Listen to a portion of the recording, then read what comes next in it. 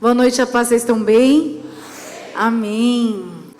Gente, certa vez eu vi uma reportagem onde uma especialista em funções cerebrais, ela descobriu uma fórmula, uma receita mágica, uma fórmula eficaz da gente lidar com perdas e situações difíceis.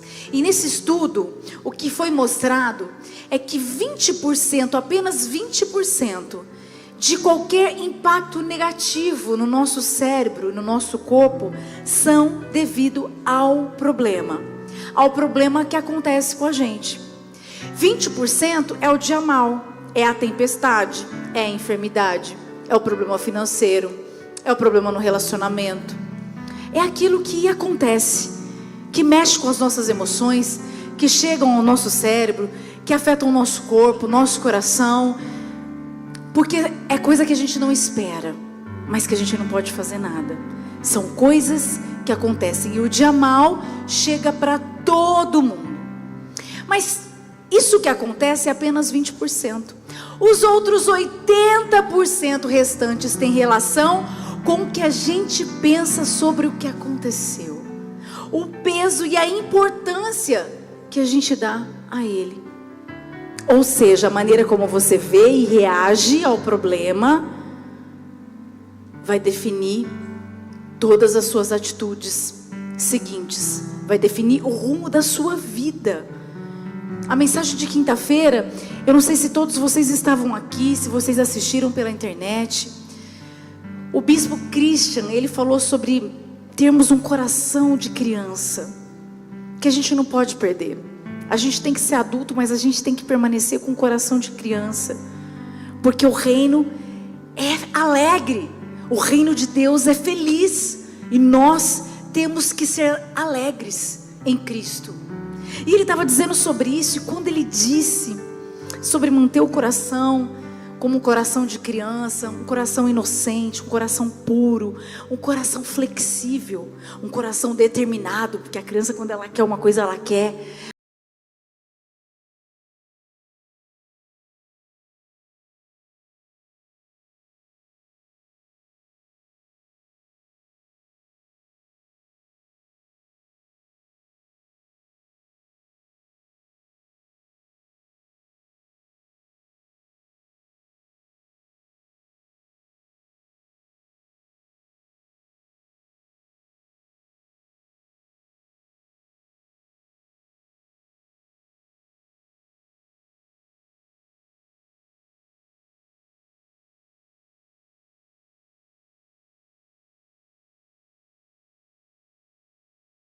Da maneira como eu reajo, da maneira como eu vejo a situação que aconteceu comigo, o problema que chegou.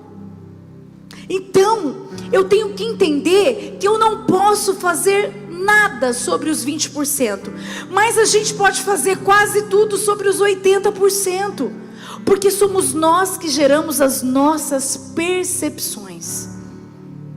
Tem mais a ver comigo do que o que acontece comigo. Tem mais a ver da maneira como eu reajo do que com aquilo que está acontecendo comigo. É a gente que decide. E isso vale para grandes e pequenos acontecimentos na nossa vida. João 16:33 diz assim: eu disse essas coisas para que em mim vocês tenham paz. Nesse mundo vocês terão aflições. Contudo, tenham ânimo. Eu venci o mundo. Jesus está dizendo assim: olha, vai acontecer coisas que vão gerar aflições em vocês. É real. A gente faz parte do mundo. Mas olha, dá para ter bom ânimo. Tem de bom ânimo, porque eu venci o mundo. Se nós estamos em Cristo e se Cristo vive em nós, nós podemos vencer. Nós podemos ter bom ânimo diante dos 20% que acontece na nossa vida, que a gente não pode fazer nada. Então Jesus deixou claro: vai ter aflição, mas vocês precisam reagir tendo bom ânimo. A Bíblia diz: se os teus olhos forem bons, todo o teu corpo terá luz. Mas se os teus olhos forem maus, todo o teu corpo viverá em trevas. Então é a maneira como eu enxergo, é a maneira como eu reajo, é o valor que eu dou naquilo que está acontecendo comigo. Por isso nós temos a oportunidade de escolher fazer diferente. Os 20% é real. Os 80% é que muitas vezes, e na maioria das vezes, a gente potencializa. Então a gente pega uma ofensa e gera uma confusão generalizada. A família inteira entra em guerra. A gente pega uma situação e a gente transforma aquilo. E quem fica muito feliz é Satanás. Ele fala: uau, ela caiu. Uau, ele caiu. Olha como ele vai reagir. Uma situação acontece e ele fala: ela vai espanar, ela vai surtar, ela vai dar um piti. Olha ele como ele fica nervoso, olha como ele está descontrolado. A gente precisa confundir o inimigo. Você já viu lá no TikTok? Vamos confundir o inimigo. O que é? Aconteceu os 20%. A tempestade que eu acabei de cantar, que não vai roubar a minha fé. A tempestade chega, aí você começa a glorificar. Glorificar. O diabo acha que você vai encostar Deus na parede, você está glorificando. O diabo acha que você vai tirar satisfação por uma ofensa e você está liberando perdão e passando por cima. É confundir. É agir de maneira diferente, como Jesus agiria. Sou eu que escolho o peso que eu quero trazer para o meu coração, para a minha família, para a minha casa, para os meus filhos. Tudo na maneira como eu decido enxergar. Às vezes você está carregando um peso que você não precisa carregar. Jesus disse: dá para mim, troca comigo, que meu fardo é leve, meu jugo é suave. E às vezes a gente cria uma situação na nossa casa por uma coisa tão boba. Essa mensagem é para mim primeiro, é para o pastor, porque nós somos o tempo todo atacados de todos os lados. Então a gente começa a perceber o que a gente vai dar valor e o que a gente não vai. A gente começa a avaliar como nós vamos reagir, como nós vamos responder, quando nós vamos responder, se vamos responder. Um com o outro, com os nossos filhos, com as ovelhas. A gente escolhe, é a gente que dá o poder para a situação. Na prática isso funciona como? Eu posso escolher deixar para lá uma discussão, uma briga, uma ofensa. Eu posso escolher retribuir o mal com o bem. É você realmente constranger a outra parte que está esperando uma voadora, mesmo que seja gospel. Uma voadora que às vezes dá vontade, né?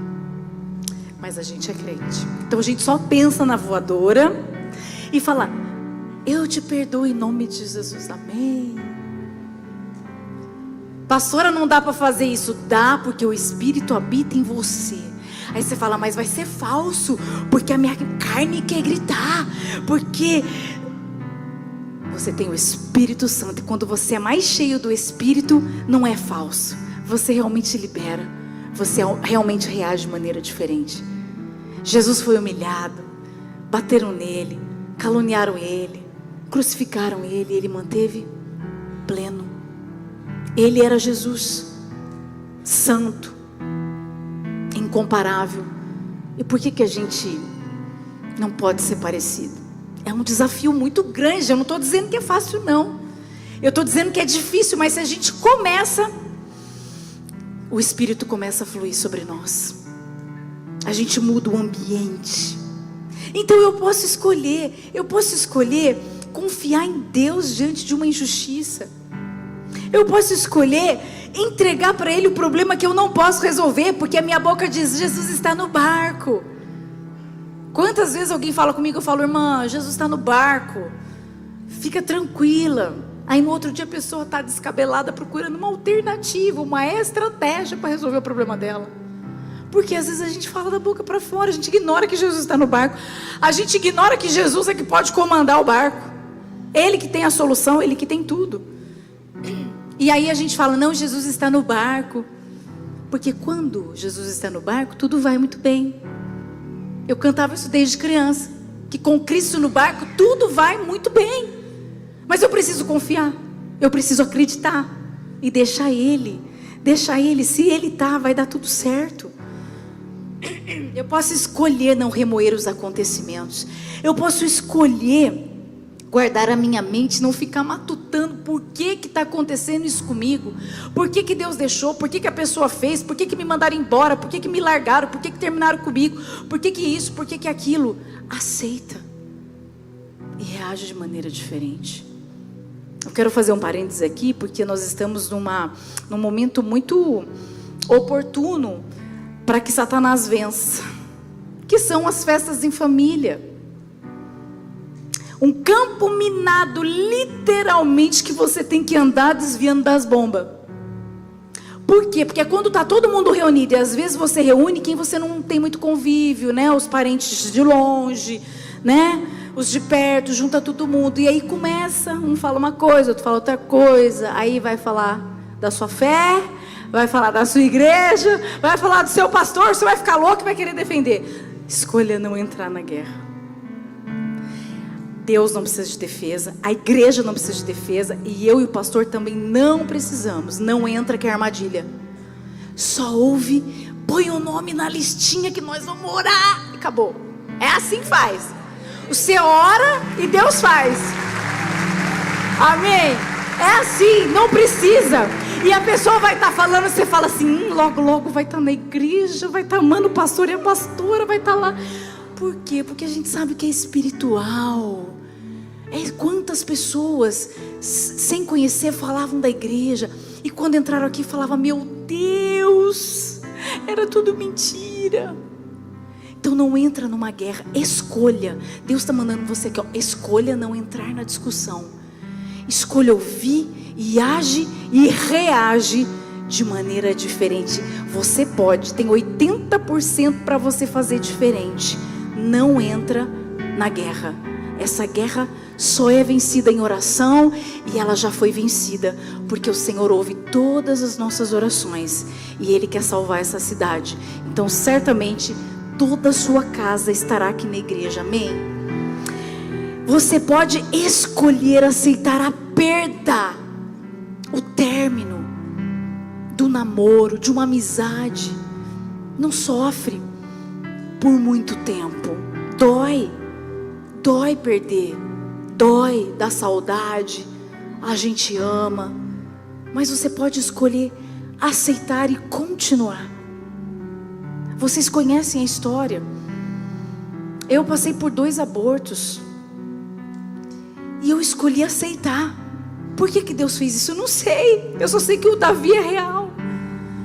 Eu não sei, mas o nome dele foi glorificado, porque eu já era pastora, eu já tinha igreja, era na Bento Carlos, e a gente chamava, vem Davi, e aí todo mundo feliz, a igreja feliz, e todo mundo feliz, e de repente o coração não bateu, e aí eu tive que chorar, agradecer, e ir lá na igreja dizer, olha, Deus é Deus, Ele é Deus, Ele dá é Deus, Ele tira é Deus.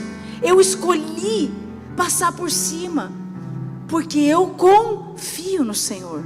Aí vem a segunda vez, da mesma forma, já estávamos na Ana Prado. Meu Deus,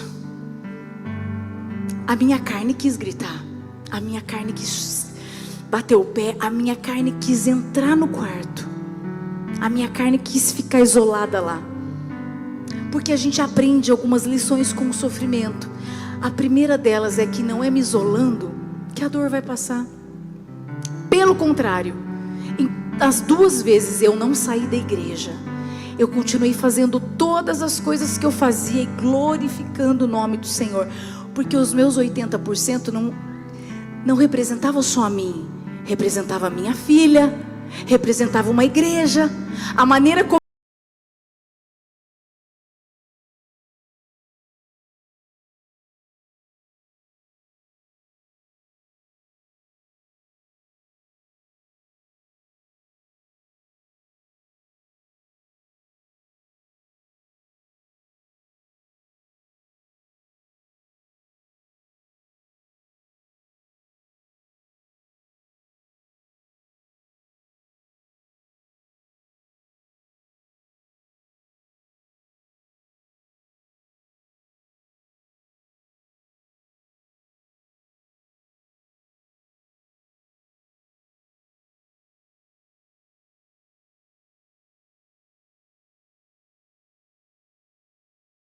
30% e continua glorificando a Deus.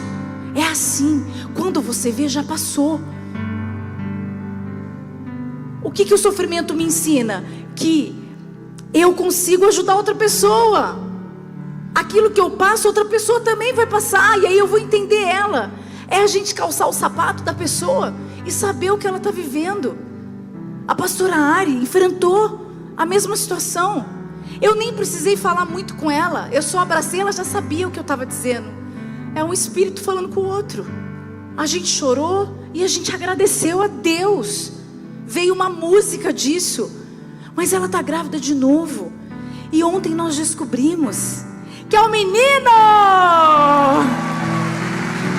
O pastor ficou muito bravo que eu falei antes dele. De manhã ele falou assim: você falou, eu ia falar. Falei, perdeu. E olha só, porque Deus, Ele faz de novo. E olha o nome desse príncipe, Joshua.